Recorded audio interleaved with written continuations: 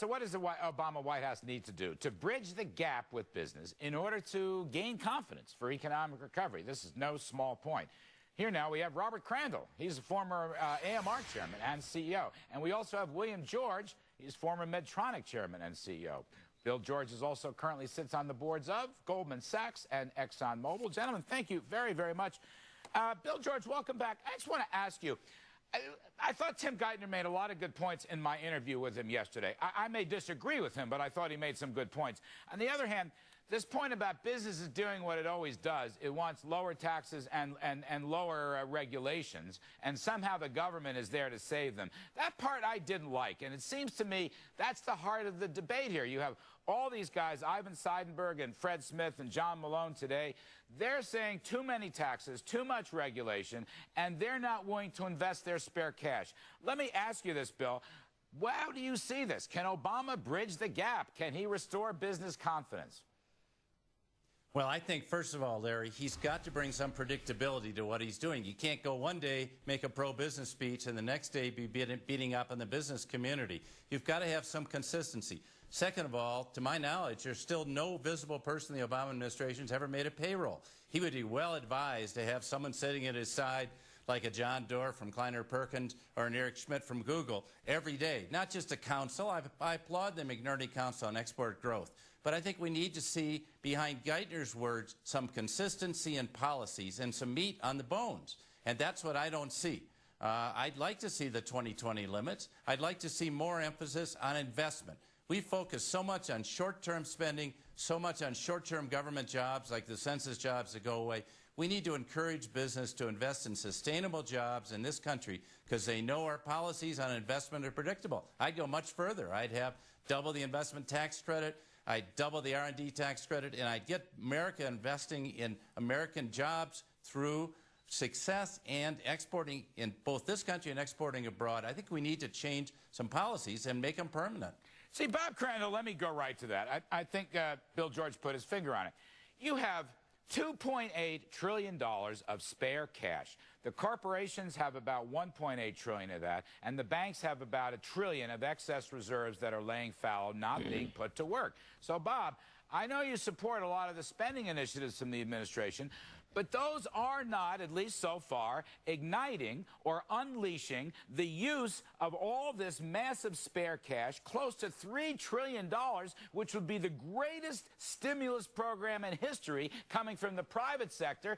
Bob Crandall, what is Obama missing? What is Geithner missing? Why aren't we getting the use of this massive nearly $3 trillion that could invest and create jobs and probably double or triple the recovery rate of growth? Well, Larry, I think Bill George made a lot of good points. I think some of your earlier commentators made a lot of good points. I think the key point is this. Yes, we need to have business confidence. That is, business needs to have confidence in the fact that we're going to have a consistent set of policies. But the man on the street has got to have confidence as well, Larry. So business isn't going to invest unless it thinks it can get a satisfactory return. In order to get a satisfactory return, you've got to have a strong consumer base. In order to have a strong consumer base, you've got to have employment. So, in effect, it's a very circular argument. But the reality is that to some extent, the population as a whole lacks confidence because we have, in the past, done some very irresponsible things from a regulatory point of view. And there is no better example than the circumstance in the Gulf. That would never have happened if existing law had been appropriately applied. Now, when we get a consistent set of policies, then we're going to have stronger employment, and there's going to be a good reason for business to invest all of that cash, create the jobs, get the return on investment, and put the economy back on the road to recovery. All right, so let me stay with that. It's a very interesting point. Thank you for that, Bob. Bill George, let me come back to Bob Crandall's point about the Gulf. There's like 2 or 3 things going on here. One, of course, the BP explosion. Let's set that aside for a minute. That just happened, all right? Whether it was ineptness or incompetence or an accident, I'm not smart enough to know. But the cleanup process, which is run jointly by the government and BP, looked bad from day one. And I think that's what Robert Crandall is saying. And now we have this drilling moratorium process, which has got the whole Gulf region down in the mouth because of the potential 100,000 loss of jobs. The courts are ruling against the moratorium, or at least that's the latest information. I mean, is that one of the confidence debilitating things, Bill, that's developed here and is holding back the animal spirits that could reignite investment and job creation by business? Well, I think Crandall got it right. I think Bob said, you know, we have the regulations on the books. A moratorium's not going to get us anywhere. It's just going to shut everything down. We need to enforce that. If I were the president, I'd be meeting with the heads of all the top oil companies and making sure that there's safety procedure in place. I can tell you, sitting on the board of Exxon, I can tell you every board member meeting, number one is safety, employee safety, and making sure we don't have any accidents. Now, nothing is perfect in this world, but the track record's been pretty good. I admit this is a disaster. I think the president should have a czar in charge of getting the cleanup done and making sure it gets done right. But we can't shut the world down. We've got to move this country forward. We need a consistent integrated energy policy. We don't have that. It's got to involve fossil fuels, it's got to involve renewables, and has to involve investment in North America. And I want to see that move forward as well. But Bill George, go back to your earlier point.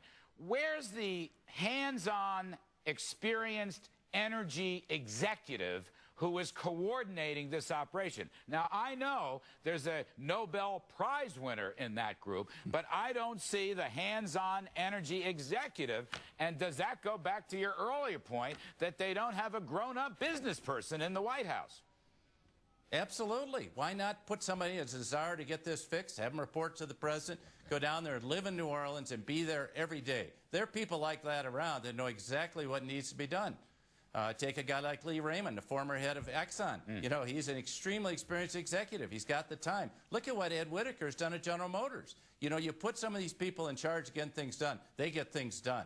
So, Bob Crandall, I want you to defend Team Obama, because you always like to defend Team Obama, and I'm not impugning any motives here. I think it's great that we have an Obama defender. But you heard Bill George. He's cutting and ripping. He wants grown-ups. He wants business people. In other words, having a business person or two at a senior level in the White House, Bob Crandall, might go further, might be much more important than all the speeches and the rhetoric and the charm offensive that seems to be going on politically. What do you think, Mr. Crandall? I think Bill George is exactly right. He wants to repeal the first rule of Washington, which is never give anybody a job they know anything about.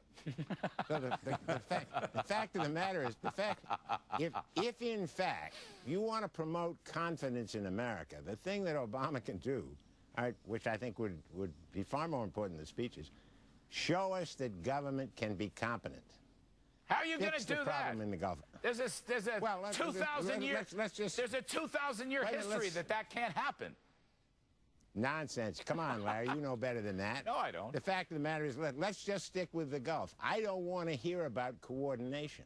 I want to hear about one guy in charge with the ability to order everybody to do exactly what they want to do to get the Gulf cleaned up. And then I want to hear that everybody that had anything to do with granting, on the day that explosion occurred, there were 3 waivers granted.